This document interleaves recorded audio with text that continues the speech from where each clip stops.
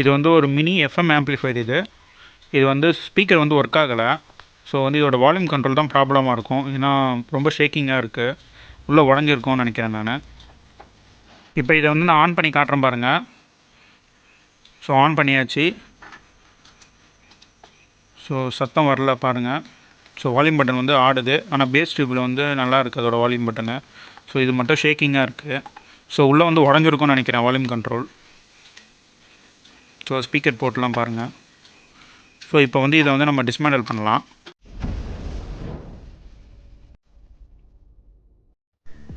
First வந்து 4 பக்கம் screw வந்து இருக்கும் கேபினெட்டில், அதை ஃபஸ்ட்டு எடுத்துக்கலாம்.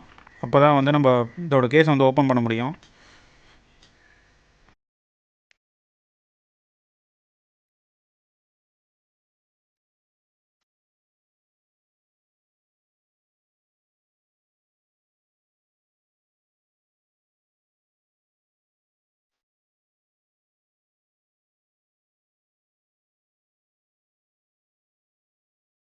இது பார்த்தீங்கன்னா 6283 போர்டு வச்சுருக்காங்க. இதில் ஒரு 1 ஆம்ப் ட்ரான்ஸ்ஃபார்மர் யூஸ் பண்ணுறாங்க, 5 வோல்ட் ரெகுலேட்டர் இருக்குது, அதுக்கப்புறமேட்டு எஃப்எம் போர்டு வச்சுருக்காங்க. இதில் இவ்வளோ தான் இருக்குது. ஸோ வந்து இன்பில்ட் ஸ்பீக்கர் இதில் இருக்குது. ஸோ இது வந்து ஒரு மோனோ கனெக்ஷனாக தான் இருக்குது. எல்லாமே சிங்கிள் போர்ட்டு தான் யூஸ் பண்ணியிருக்காங்க, டியூவல் கிடையாது. ஸோ வால்யூம் கண்ட்ரோல் பார்த்தீங்கன்னா சுற்றுது பாருங்கள். ஸோ அதை வந்து கரெக்டாக கழட்டிடுங்க. ஸோ வந்து கழட்டியாச்சு. இதோட ஒயர் பார்த்தீங்கன்னா முறுக்கி இருக்குது. ஸோ வந்து அது உடஞ்சி போனதை அப்படியே வச்சு அந்த வால்யூம் வச்சுருப்பாங்க, அதனால் ஒயர் வந்து ட்விஸ்டாக இருக்குது. ஸோ ஒயர் விட்டுருக்கு, அது வந்து கிரவுண்ட் ஒயர் தான் அது. ஸோ ப்ராப்ளம் இருக்காது அதில்.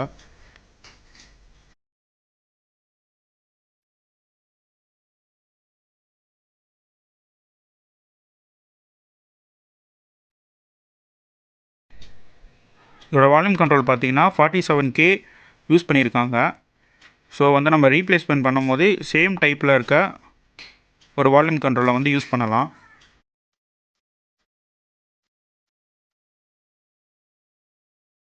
ஆல்ரெடி என்கிட்ட வந்து ஒரு 47K வால்யூம் கண்ட்ரோல் வந்து நான் வச்சுருக்கேன். இது வாங்கி வச்சு யூஸ் பண்ணாமல் வச்சுருக்கேன் நான் இதை. ஸோ அதை வந்து இதை நான் யூஸ் பண்ண போகிறேன். அதுக்கு முன்னாடி இந்த சைடில் வந்து இருக்குல்ல, அதை வந்து நீக்கி எடுத்துடலாம். அப்போ தான் கேபினெட்டில் போடும்போது டிஸ்டர்ப் இல்லாமல் இருக்கும். அதுக்கு முன்னாடி வந்து நம்ம என்ன பண்ணணும்னா வந்து இது வந்து செக் பண்ணிக்கலாம், அந்த வால்யூம் கண்ட்ரோல் வந்து நல்லா இருக்கா இல்லையான்ட்டுன்னு. நான் வந்து இங்கே எப்படி செக் பண்ணுறதா பாருங்கள் நீங்களே. ஸோ மீட்டர் எடுத்துக்கோங்க, அதுக்கு மீட்டர் கண்டிப்பாக தேவை நமக்கு. அதில் வந்து 200Kன்னு ஒன்று இருக்கும். ஸோ அதில் செட் பண்ணிவிட்டு மீட்டர் ஆன் பண்ணல, ஓகே ஆன் பண்ணியாச்சு. அதில் செட் பண்ணிவிட்டு 2 லீடியை வந்து அதில் வைங்க. இன் அண்ட் அவுட்டில் வச்சிங்கன்னா உங்களுக்கு காட்டும்.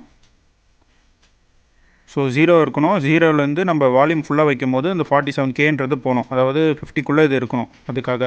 ஸோ பார்த்தீங்கன்னா கரெக்டாக இருக்குது, 47 காட்டுது. அதே மாதிரி இது வந்து 0ல் போகணும், அப்போ தான் ப்ராப்பராக வந்து வால்யூம் கண்ட்ரோல் வந்து ரெடியூஸ் ஆகுதுன்னு அர்த்தம். இல்லைனா அம்மிங் சத்தம் மாதிரி எதனா கேட்கும். ஸோ வந்து 0 காட்டணும் கரெக்டாக. இப்போ பாருங்கள் காட்டுது. அதே மாதிரி அதை ரைஸ் பண்ணால் கரெக்டாக 47க்கு போகணும். ஸோ பார்த்தீங்கன்னா போகுது, ப்ராப்ளம் கிடையாது, இது நல்லாயிருக்கு. ஸோ இந்த பக்கமாக நான் செக் பண்ணிக்கிறேன்.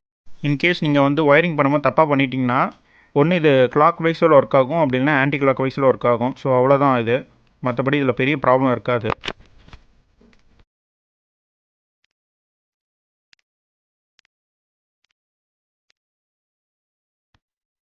இப்போ வந்து இதோட கம்பிலாம் வந்து இந்த பக்கம் அழுத்தி விட்டுக்கிட்டேன். ஸோ அழுத்தி விட்டுட்டு எம்எஸ் ஷீட் போட்டு க்ளீன் பண்ணுறது, நான் தேய்ச்சிடுறேன். ஸோ அப்போ தான் வந்து சால்ட்ரிங் வந்து ஒட்டிக்கும். ஸோ அதுக்காக தான் இது வந்து பண்ணுறது. ஸோ இது போட்டுட்டு பேஸ்ட் தடவிட்டு நம்ம இதில் வந்து சால்ட்ரிங் வச்சிடலாம். பாருங்கள் சால்ட்ரிங் வந்து பிடிச்சிடும் அதில்.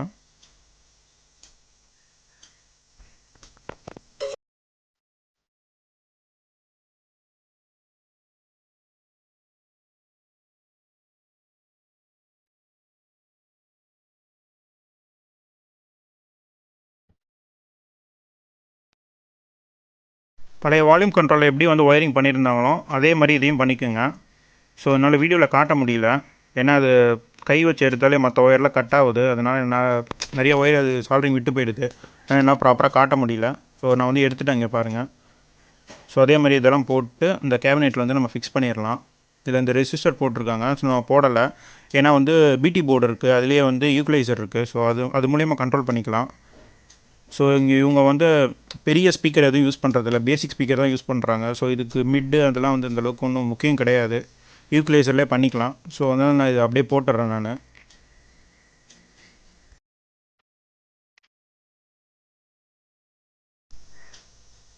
நீங்கள் மாட்டிட்டு நோஸ் பேயர் வச்சு கொஞ்சம் டைட் வச்சுருங்க. ஓவர் டைட் வைக்க வேண்டாம், அது உடஞ்சிரும். ஸோ லைட்டாக டைட் வச்சா போதும். அதுக்கப்புறம் அதோட நாப்பை நம்ம போட்டுட்டு ஒரு வாட்டி நம்ம வந்து சவுண்ட் டெஸ்ட் வந்து பண்ணி பார்த்துடலாம்.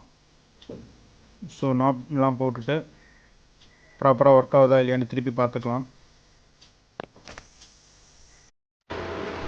இப்போ வந்து இதில் எஃப்எம் தான் இருக்குது, ப்ளூடூத்லாம் கிடையாது. ஸோ வந்து இதில் வந்து ஒரு சின்னதாக வந்து இரைச்சல் நாய்ஸ் மாதிரி இருக்கும். அது பார்த்தீங்கன்னா ஃபேனோட சத்தம் அது.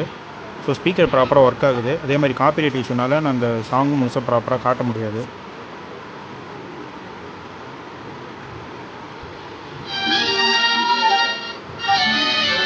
இது ஒழுங்காக ஒர்க் ஆகுறதுனால நம்ம வந்து இதை க்ளோஸ் பண்ணிடலாம். ஸோ அவ்வளோதான், வந்து ஒர்க்கு இது முடிஞ்சு போச்சு. ஸோ க்ளோஸ் பண்ணிவிட்டு நான் கேபினோட ஸ்க்ரூலாம் நான் போட்டு டைட் வச்சிடுறேன். ஸோ அவ்வளோதான் ஃப்ரெண்ட்ஸ் இந்த வீடியோ.